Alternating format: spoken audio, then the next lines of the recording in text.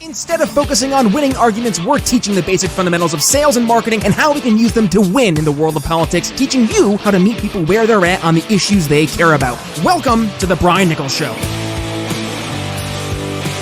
Well, happy Monday there, folks. Brian Nichols here on The Brian Nichols Show. Welcome back, and we are ready to rock and roll. I told you, folks. You had to strap in because as soon as we got back here on the Brian Nichols Show, we were going to hit the ground running. I'm settled. I'm in Indiana, and today we have an awesome returning guest, Caleb Franz. He's a member of our We Are Libertarians Network, and he's joining us once again on today's episode. Caleb Franz, welcome back to the Brian Nichols Show. Hey, Brian. It's great to be here. I am very excited to be back on, and I am very excited to talk about the subject that we have today. That's right. The subject being season 2 of your awesome program, Profiles in Liberty, part of the We Are Libertarians Network. And what better way to officially kick off? And now here we're airing this on the 31st. So it's technically the last day of January, but we're going to kick off February, I dare say, with the ground running. Now, everybody knows I've been moving out to Indiana. I just left Philadelphia. So the past 2 weeks, we've had, I think, 2 shows per week because the scheduling, the actual ability to record. I literally just got my microphone and my computer for recording out of the boxes to record now. So we've been a little sporadic in our scheduling, but to start off this wild week of getting our feet back on the ground and hitting the ground running, we have you on the program, Caleb, because we mentioned Profiles in Liberty. Now, folks, longtime listeners of the Brian Nichols Show, they've had you, or they heard you on the show rather, where we talked about not only before you joined the We Are Libertarians Network, all the work you did over the Miliberty and the Miliberty Initiative, but specifically now you're going through and you're discussing the actual history of noted figures in the greater liberty movement, going back to some of the best thinkers you can think of through all the different history books and texts that we've read and all of those books that we hold near and dear to our hearts. And you're telling the true story where history is told by the victors and sometimes those who just end up writing the books. So actually telling the true stories behind who these individuals were, give context to their lives, their values, their principles, and more importantly, make it relevant to today, which I think is sometimes the hardest part. So with that being said, Caleb, thank you, my friend, for returning to the program. Let's kind of kick things off. Profiles in Liberty, Season 2. For the longtime listener, they know what they got with Season 1, but what can they expect in Season 2, my friend? Yeah, so for those who may just be tuning in, Profiles in Liberty is a program that I decided to put together, and it is something where each season we kind of delve into a theme that all the individuals that I focus on is going to be centered around. In the first season, we did the signers of the Declaration of Independence.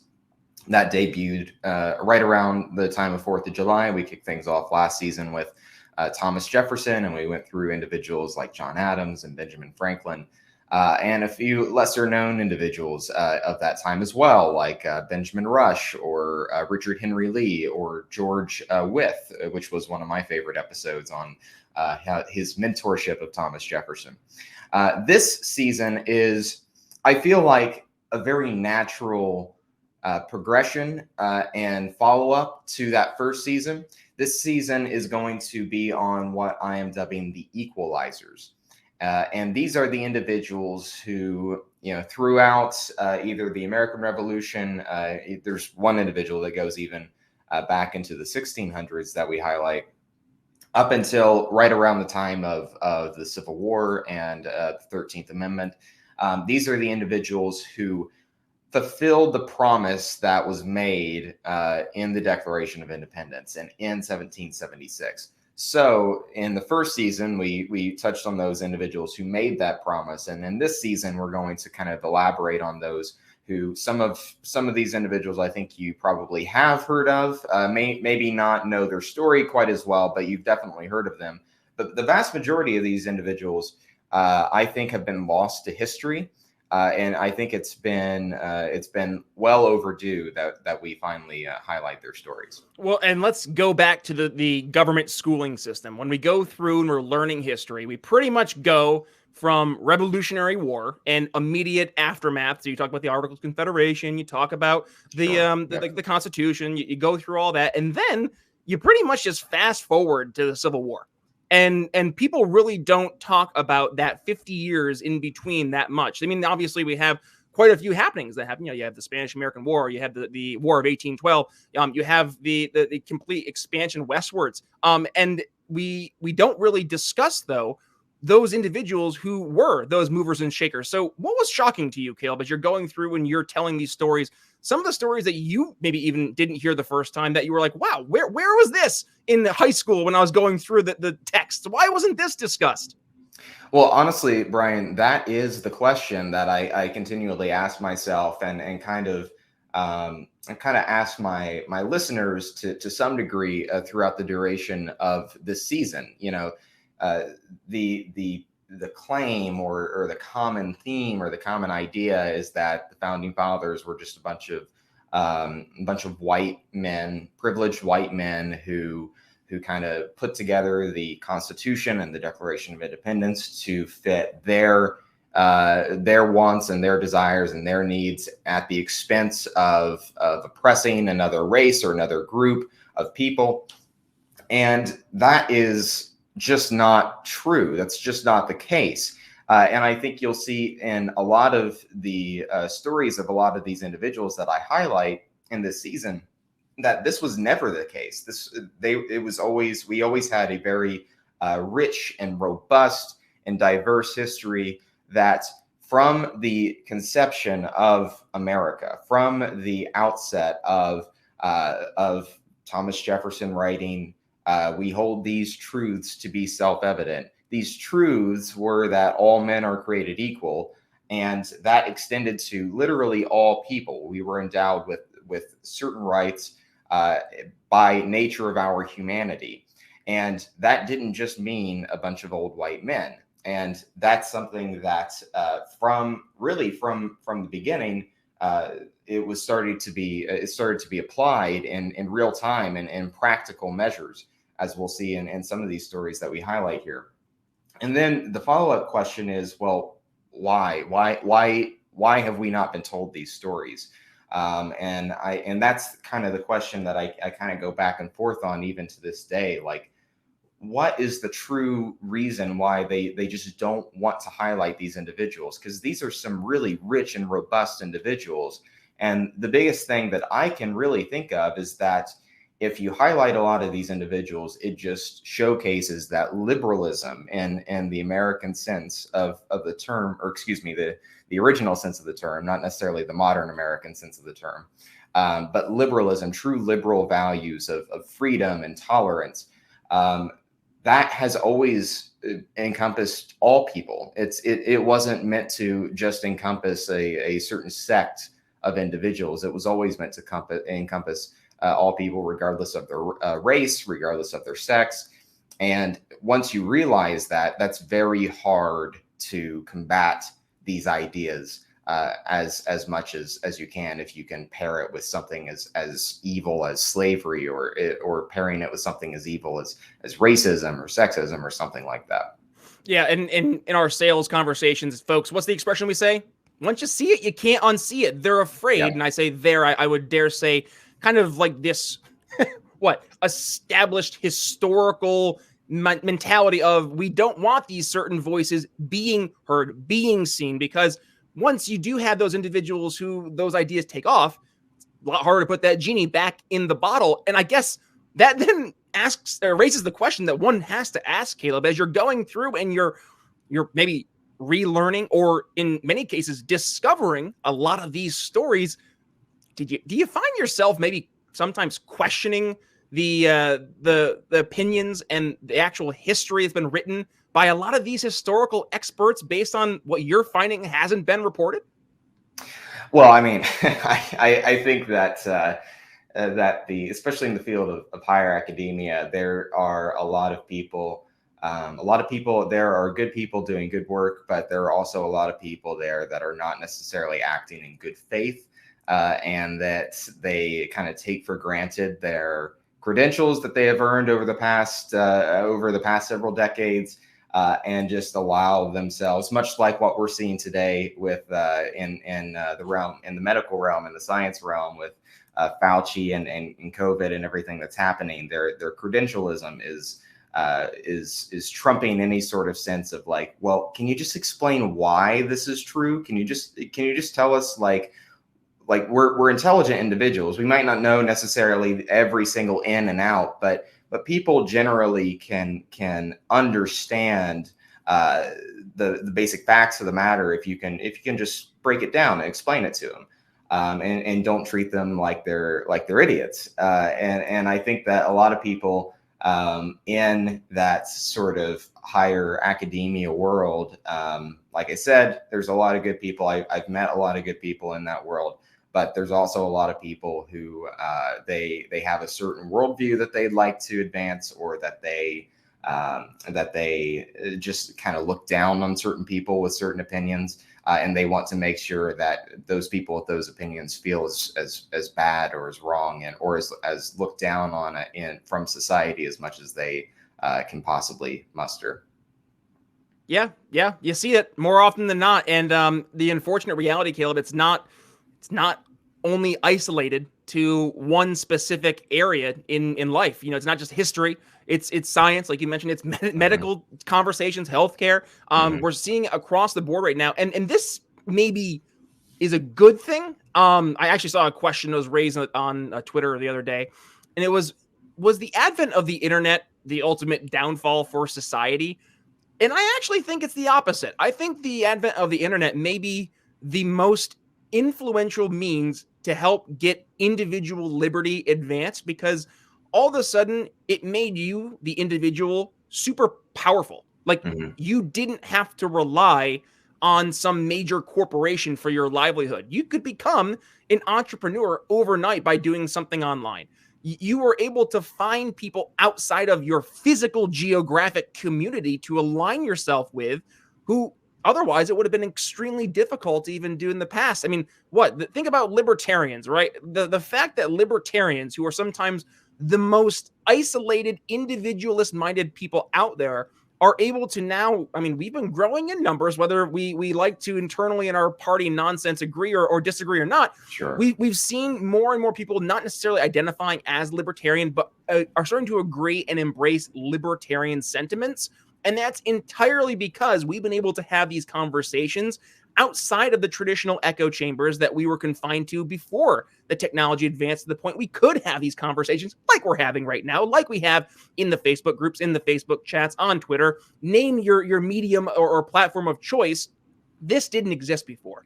And I think that maybe speaks to, when you're looking at the history that's been written by the experts, when you look at the medical advice that's been passed down by the experts, the public policy that's passed down by the experts, there is an instant disdain to the fact that there is an entire group of people who are now, I dare say, Caleb, in the majority, who they're just going to do their own thing because they have an entire network of other people who are in the same situation and are deferring away from just the thumbs up, blind approval of experts that we've labeled as experts throughout pretty much our entirety of our society. So it's exciting, but also I think it is scary, because your average person who's not ready to make that step, they still want to defer to an expert, and they will look at solutions that we're bringing to the table with a little bit of skepticism. We see this in the medical conversations, and I'm sure you're seeing this in the historical conversations. So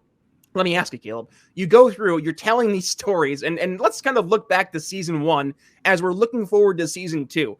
Was there anything that you brought forth in terms of the episodes that you got some, I don't want to say negative feedback, but maybe some pushback in terms of people who said, well, this isn't what I read in my textbook when I was in high school, Caleb? And do you see any of that maybe on the horizon as you look towards season 2?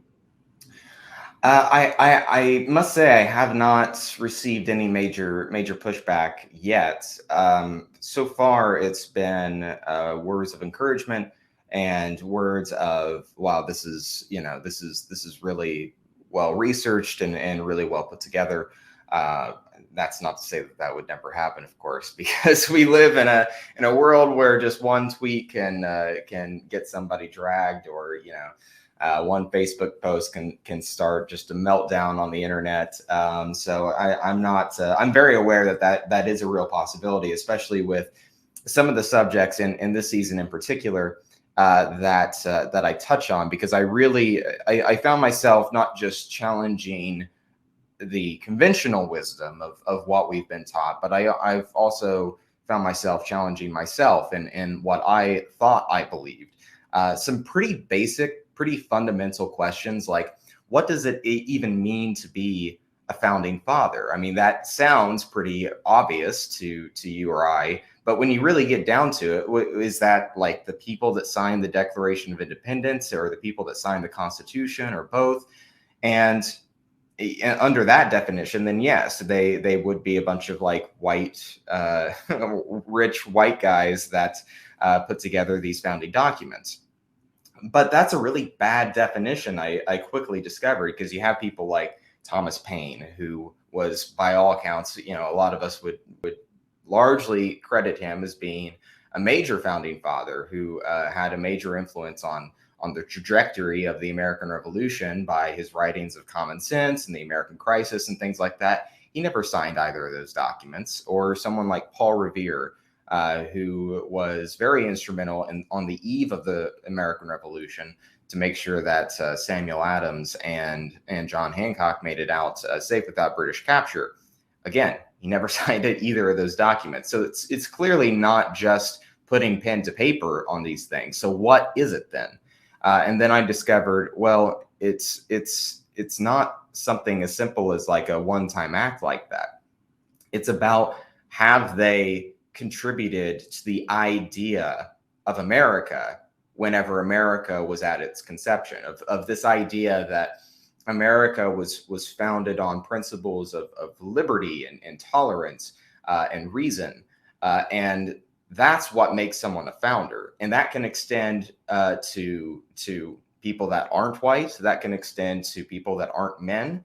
And in one case that I highlight here, there's one individual that I highlight here. Oh, sure. Her name is Mum Bet. And she was a slave in Massachusetts who was able to actually I kind of argue that she kind of kicked off the abolition movement officially. Because she was able to overturn slavery in Massachusetts, the first state to have it completely outright abolished, from no gradual emancipation or anything like that, just overnight. And that's an amazing story that it might be told kind of regionally up in New England, but like by and large part, she was a founder of this country because of her contribution to the idea of America at a very particular point in our history. And we should be celebrating those kind of people. So why aren't we? Caleb, when you're going through and you're doing all these, all these episodes, and the blood, sweat, tears, time, energy, effort that goes in to prepping, researching, and actually articulating your episode into a thoughtful, coherent product that the audience can take away, what are some of the main things that you're hoping people really do take away from those episodes? Anything in particular that stands out to you? Well, I mean, there's some obvious things, some things about how, America was always, I put it in the intro of this season. I changed up the introduction. I try to fit it to the purpose of each season. And one of the lines that I use in that is, was America founded on oppression, or has our story always been diverse? And I want to kind of challenge that notion a little bit, and really try to get people to see that America, the idea of America, is not one that's founded on intolerance or oppression. Of course, there were those dark periods, and there were those ugly episodes in American history. But those were not because America was founded on, we hold these truths to be self-evident. That was because we got away from that original intent, not because we were upholding that.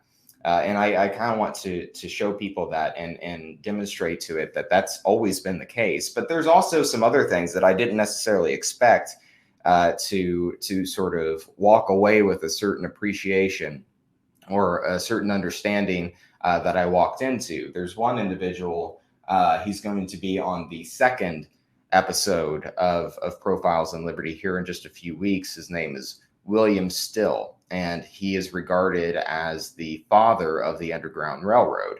Now, the trick there, or the catch there, is that there was no true father. He got that name because he collected the stories of all of these individuals who passed through his station, because he made a vow at a very young age to never let these runaway slaves, these fugitive slaves, never let their story go by. And then he published a book a few years after slavery ended, it was abolished, telling their stories, and that gave him sort of the name of being the father of the Underground Railroad. But he didn't necessarily found it. There was no founder. It was an autonomous movement, and it was arguably the most successful movement of civil disobedience in American history. And that's a really powerful statement. Something that big, that successful, doesn't have a leader. It doesn't have an official. It doesn't have anyone who took the bull by the horn, so to speak, and set the trail and blazed the trail. It was something that was spontaneous. It was something that just happened because that's the matter of the fact of human nature, is that people crave to be free, and that there are other people who want to help people get that freedom. And that's I think that's a really powerful story. And I also think it's a story that can teach us a lot today about like the style of movements and the type of movements that we're creating, especially in the liberty movement. It's good to look back at people, and it's good to look at it's good to have those certain heroes to be able to highlight, but also knowing that we don't need necessarily a strong man to show us the way whenever we have something as powerful as an idea like liberty. Constructo Law, Dr. Adrian Bajan, when he's on the program, and I have over on the Proud Libertarian shop, it's swag that says freedom is nature, freedom is science, because to your point, Caleb, not only do people gravitate naturally towards freedom, nature gravitates naturally towards freedom. That is the way everything, anyway, goes towards the area of least resistance, i.e. the area that yields the most autonomy, the most liberty, the most freedom. That F word we talked about. And Dr. Adrian Bazan said a lot of professors are afraid to talk about that F word, Caleb, the F word being freedom. Yes. And really quick, I think one of the things, now we're going to tie this up with a nice sales ribbon here, because what have we been talking about today? Stories. Stories sell. Our mutual friend, Matt Kibbe, that was one of the first things he was on the program we talked about, was the value of telling stories and just how important it is to make sure you continuously tell stories, because that's how we have communicated as a species throughout our entirety. And that's how we've been able to be as successful and flourish like we have, because without being able to tell stories of success, things to be aware of, things that, you know, what do we tell kids when they're growing up, right? All those little stories, you know, you talk about Hansel and Gretel, the three little pigs, those all have values. They have principles and morals that are taught in the stories.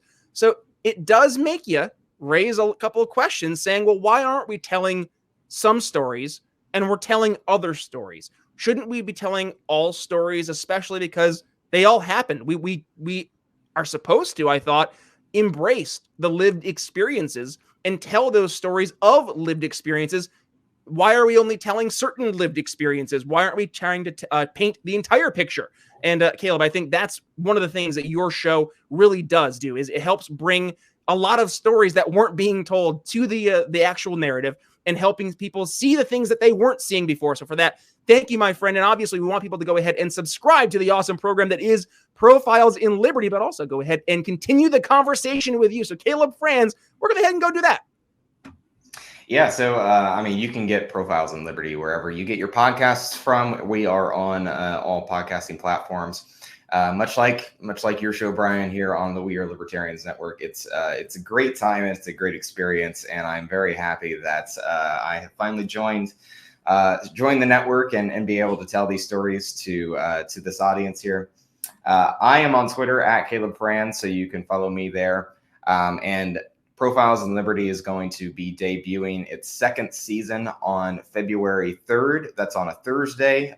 We have 8 episodes. So for the next 8 weeks, we're going to be diving into a whole slew of people. I think there's probably about 3 people that a lot of the audience will have at least heard of or be familiar with.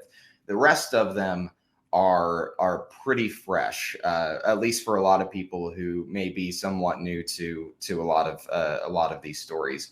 And that's an exciting prospect, because there are people that have their stories deserve to be told.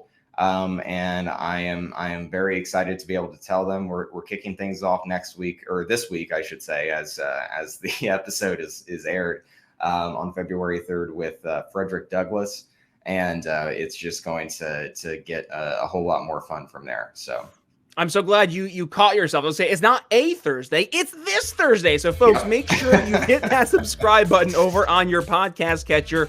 Profiles in Liberty, part of the greater We Are Libertarians Network. Caleb, we are so happy to have you on the network. I know last year was an absolutely blazing success for the inaugural season of Profiles in Liberty. I can't wait for season 2, and I know everybody out there is excited to hear what stories you're going to be out there telling. That I'm certain. I was trying to say sure and certain at the same time. I am certain and sure that we have likely never heard of. So with that being said, Caleb Franz, Profiles in Liberty, thank you for joining us on today's episode of The Brian Nichols Show. Thank you, Brian. Thanks for listening to The Brian Nichols Show. Find more episodes at briannicholsshow.com.